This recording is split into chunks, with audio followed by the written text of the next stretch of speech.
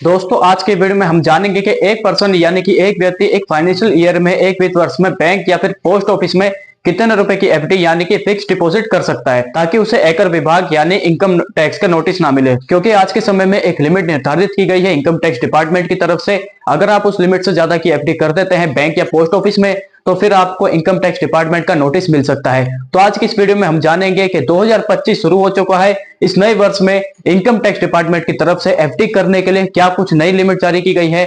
आप लोगों को इस वीडियो में पूरी जानकारी हम देने वाले हैं। कितनी मैक्सिमम बैंक में एफडी कर सकते हैं एक वित्त वर्ष में ताकि आपको इनकम टैक्स डिपार्टमेंट का नोटिस ना मिले। जिन लोगों की पिछली एफडी चल रही है उनको किस तरीके से रिन्यू करना है ताकि उनकी वो एफडी उस लिमिट में ऐड ना हो और आपको इनकम टैक्स डिपार्टमेंट का नोटिस ना मिले। क्योंकि यहाँ पर सिर्फ और सिर्फ यही लिमिट नहीं बताई गई है कि आप कितने रुपए की एक वित्त वर्ष में एफडी कर सकते हैं। इसके साथ ही यहाँ पर यह भी बताया गया है कि अगर आपकी पहले से कोई एफडी चल रही है, अगर आप भी उस वर्ष में उसे रिन्यू करते हैं या पैसा तोड़ करके आप सेविंग अकाउंट में लेते हैं और फिर से उसी पैसे से आप एफडी बना देते हैं, तब भी आपको इनकम टैक्स डिपार्टमेंट का नोटिस मिल सकता है। यहाँ पर कुछ कंडीशंस है जिनसे आप बच सकते हैं, आपको इनकम टैक्स डिपार्टमेंट का नोटिस नहीं मिलेगा।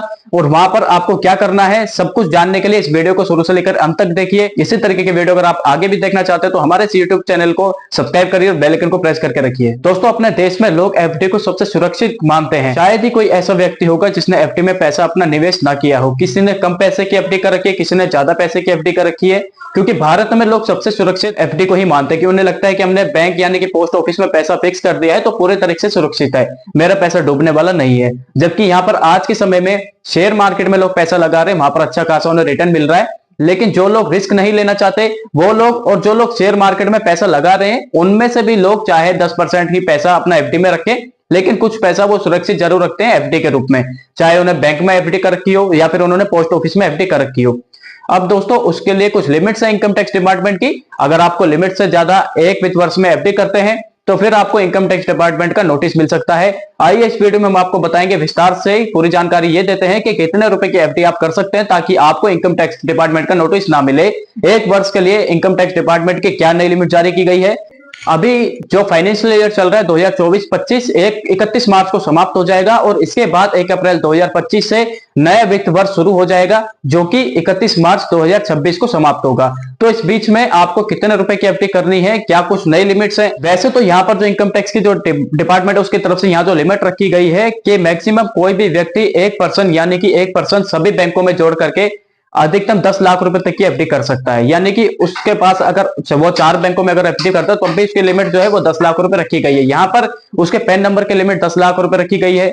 ऐसा नहीं है कि आप अलग अलग बैंकों में अलग अलग अमाउंट ऐड करेंगे यानी कि फिक्स करेंगे तो वहां पर इनकम टैक्स डिपार्टमेंट को पता नहीं चलेगा। ऐसा नहीं है, अगर आपने अपने पैन नंबर पर 10 लाख रुपए से ज्यादा की एफडी कर दी है तो फिर आपको इनकम टैक्स डिपार्टमेंट का नोटिस मिल सकता है। और ये नोटिस उन लोगों को मिल सकता है जो लोग आईटीआर फाइल नहीं करते। यानी कि अगर आप आईटीआर फाइल नहीं करते हैं तो आप 10 लाख रुपए से ज्यादा एक वित्त वर्ष में कैश जमा करके एफडी करते हैं तो फिर आपको इनकम टैक्स डिपार्टमेंट का नोटिस मिल सकता है।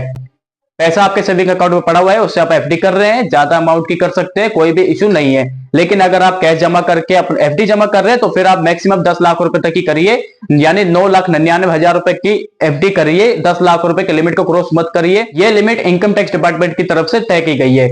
क्योंकि आप आईटीआर फाइल नहीं करते, कैश जमा करके आप एफडी कर रहे हैं, आपको इनकम टैक्स डिपार्टमेंट का नोटिस मिल जाएगा, आपसे जवाब मांगा जाएगा ये कैश आपको कहां से मिला। अगर आप एक्सप्लेन नहीं कर पाते हैं, आपका कैश अनएक्सप्लेन में चला जाता है, आप इनकम टैक्स के ऑफिसर्स को वहां पर सेटिस्फाइड नहीं कर पाते तो फिर वहां पर आपके ऊपर बहुत ही हैवी पेनल्टी इंपोज की जा सकती है जो कि 137% से लेकर 300% तक हो सकती है।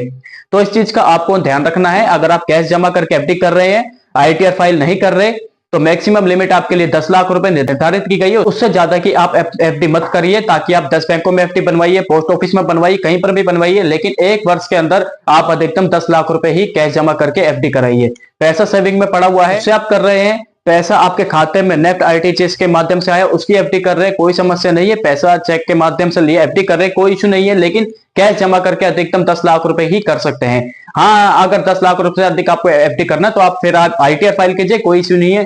अब बात आती है कि जिन लोगों की एफडी पहले से चल रही है, यहाँ पर एक कंडीशन हो रही है इनकम टैक्स डिपार्टमेंट की कि मान लीजिए इस वित्त वर्ष में आपने 5 लाख रुपए की एफडी कैश करके जमा कर दी। आपकी कोई ऐसी एफडी है जो कि इस वित्त वर्ष में पूरी हो रही है, मैच्योर हो रही है और उसके अमाउंट 6 लाख रुपए हो रहा है, और वो एफडी कर आप क्या करते हैं, तोड़ करके अपनी सेविंग में ले लेते हैं, यानी मैच्योर करते हैं, पैसा आपके सेविंग में आएगा एफडी का। और वो पैसा 6 लाख जब आपकी सेविंग में आता है, फिर उसी वित्त वर्ष में यानी कि उसी के 2-3-4 दिन बाद आप उसी पैसे को फिर आप एफडी कर देते हैं, तो वो लिमिट वहां पर ऐड हो जाती है। 6 लाख रुपए आपके ये हो गए, 5 लाख आपने कैश जमा करके किया था, अमाउंट हो जाएगा 11 लाख, और आपको इनकम टैक्स डिपार्टमेंट आपको नोटिस थमा सकता है। तो इससे बचा कैसा जाए, इससे बचने का एक ही उपाय है कि आपकी जो एफडी में मैच्योर हो रही है, आप इसे आगे बढ़ा सकते हैं, एक्सटेंड कर सकते हैं अगले कुछ समय के लिए। अब मान लीजिए आपने 6 महीने बढ़ा दिए, 1 साल बढ़ा दिया, जिस फाइनेंशियल ईयर में आप कैश जमा करके एफडी नहीं कर रहे हैं, उस फाइनेंशियल ईयर में आप उस एफडी को तोड़ करके पैसा मेजोरिटी ले ले और फिर उसके बाद आप उसकी एफडी बना दे, कोई इशू नहीं है, आपकी लिमिट भी क्रॉस नहीं होगी, आपको इनकम टैक्स डिपार्टमेंट का नोटिस भी नहीं मिलेगा। या फिर आप ऐसा कर सकते हैं, अगर आपको मेच्योरिटी लेनी ही है